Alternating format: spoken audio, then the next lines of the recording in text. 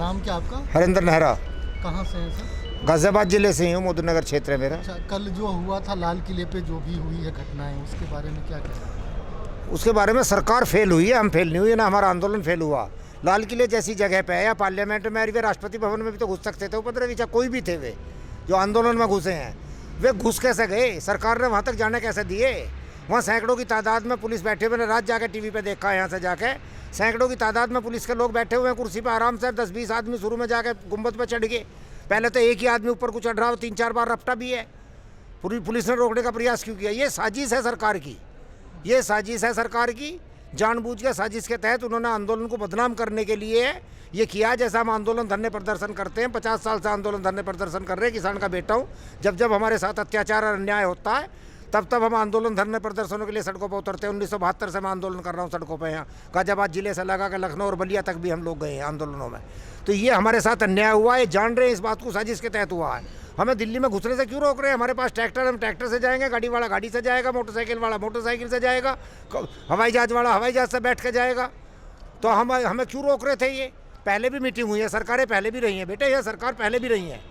यहाँ जयप्रकाश नारायण की मीटिंग जो हमने सुना है हुई है, लाल किले के पीछे मीटिंग हुई है, पार्लियामेंट तक भीड़ चली गई थी, पार्लियामेंट तक भीड़ चली गई थी, संसद भवन तक, कुछ नहीं हुआ। कल की घटना में आप ये भी तो देखिए, को बहू बेटी के साथ छेड़छाड़ हुई हो, को ठेली पलटी हो, किसी के साथ मारपीट हुई हो, झगड़ा हुआ हो। जहाँ बैरिकेटिंग पे ज़बरदस्ती रोकने का प्रयास हुआ, वहाँ झगड़ा हुआ है। ट्रैक्टर आ रहे थे, बैरिकेटिंग मिल गई, ट्रैक्टर के ब्रेक नहीं लगे, उसमें टक्कर लग गई, फिर आपस में जोश आ जाता है। तो ये साजिश के तहत उन्होंने किया है। दिल्ली में घूम कर हम वापस चले जाते, कौन सा अन्याय कर रहे थे हम? आंदोलन हमारा सफल है, सरकार फेल हुई है। अगर लाल किले पे झंडा फहराया जिसने भी फहराया वो निंदनीय है, और वो भी उसकी भी गलती हम इसलिए मान रहे हैं कि हमारे आंदोलन की वजह से तो हो गया। हमारे जो आंदोलन अगर ना होता, हमारी भीड़ अगर ना रैली में चलती, तो हमारी भीड़ में तो नहीं रुकता, वो भीड़ में घुस के तो गया ना। इसलिए हम तो उसे मान रहे हैं, वो हमारी जिम्मेदारी है, चाहे कोई भी है, हमारा भाई है, चाहे वो मोदी का आदमी है, वो तो साबित हो चुका। हमारे पास मोबाइलों में व्हाट्सअप आ चुके, अब वो मोदी के साथ उसका फोटो है, धर्मेंद्र के लड़के के साथ में जो हीरो हैं बम्बई में, तो उनके साथ फोटो हमारे पास मोबाइल में आ चुके। ये सरकार फेल हुई है, किसानों का आंदोलन फेल नहीं हुआ। किसानों का आंदोलन शांतिपूर्ण तरीके से चल रहा है और ये बराबर चलता रहेगा, और मरते दम तक। इन्होंने जो पार्लियामेंट में पास किया है, संविधान को भी ख़त्म कर दिया। पार्लियामेंट का मतलब है विपक्ष के साथ में बैठ के बहस करिए। विपक्ष नहीं था, स्टैंडिंग कमेटी से नहीं पूछी, उत्तर प्रदेश सरकार से नहीं पूछी, सरकारों से पूछा जाता, किसान प्रतिनिधियों से नहीं पूछी, ज़बरदस्ती थोप दिया। संविधान का उल्लंघन मोदी ने किया है, भाजपा सरकार ने किया है। ये इतने घटिया स्तर पर आ गए, इन्होंने 4-4 पीढ़ियों के इतिहास उगल दिए।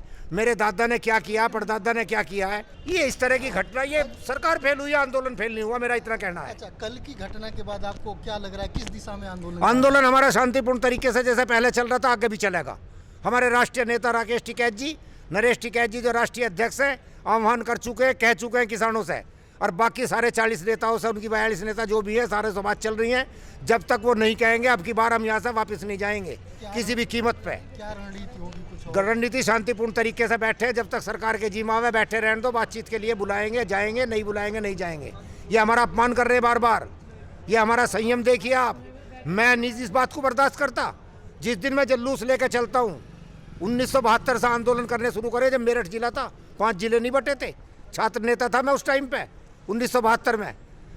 कलेक्ट्रेट पढ़ने के बाद में अगर कलेक्ट्रेट ने ये कह दिया जिलाधिकारी ने, अब 5 आदमियों से मिलूंगा, 10 आदमियों से मिलूंगा, मेरे साथी बैठे हुए हैं, मैं 100 आदमी आए हैं, 200 आए हैं, कलेक्ट्रेट में 200 के साथ मीटिंग करूंगा, या तो यहाँ आ जाओ या मीटिंग हॉल में बैठूंगा। इन कुर्सियों पर तुम ही बैठते रहोगे, पैसे वाले बैठते रहेंगे।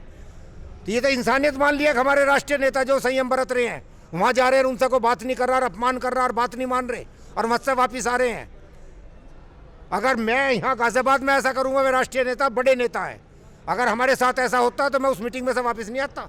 विज्ञान भवन में जहाँ मीटिंग हो रही है 40 के आदमी को लेकर वहीं बैठता, मैं वहीं से नहीं निकलता किसी भी कीमत पे। ये हमारा अपमान हो रहा, हमारे नेता बर्दाश्त कर रहे हैं, संयम बरत रहे हैं। तो इसका मतलब ये नहीं है कि हमें ये जो देशद्रोही कहेंगे, अफगानिस्तानी कहेंगे, पाकिस्तानी कहेंगे।